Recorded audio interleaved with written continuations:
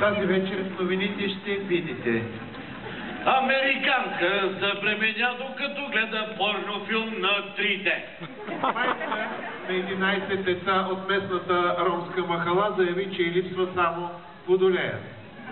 Момче от Сутракан, което не знае посоките, с много тъга гледаше как птиците отлитат наляво. Добър вечер, вие сте с новините на комиците, аз съм Ивайло Василев. Добър вечер и от мен, Аниса Далич. Започваме с новини от страната. В село Върбино откриха най-големият алкохолик в света. Той е дал проба за урина и в чашката му е открита кисела краставичка. Запластите. Един неприятен инцидент.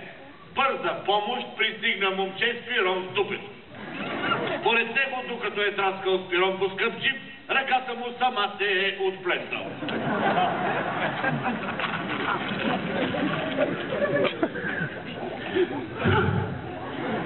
Митю Пищова бе блъснат от самосвал. Шофьорът се е отървал с 3 фрактури, а Митю само с оплаха.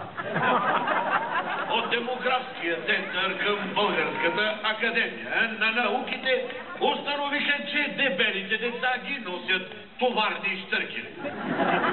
При пожар в Пиртоп пожарникарят Стойчо е гледал огъня и бездействал. Банката горяла, но кредитът му се погасявал. Сензация с викове провървяви гадове. 142 годишният Евстати от град Чепеларев внесе последната си вноска по ипотека. Истиманско семейство се оплакало в полицията от съседско момче, което 5 часа свирило на китара, а само 5 минути са изваждали китарата от главата му. Новини от света на науката. Албански учени създадоха куче, което мърка като котка. Кръстиха го Мъркуче. Анонимни учени кръстосаха българин с българка. Полученото същество ще живее в чужбина. Според американски изследователи, в заведенията за бързо хранене генно модифицираните зеленчуци не само се продават там, но и работят. Новина от света. Според японски учени първият климатик се е появил, когато Карлсон се е заклещил на прозореца.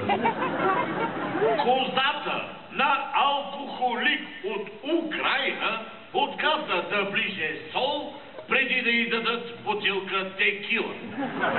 Алкохолик от Полша, опитвайки се да си скрие новата заплата, намерил старата и от радост изпил и двете.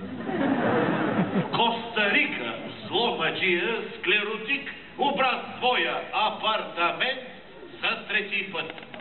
В Италия намериха изход за плешивите мъже.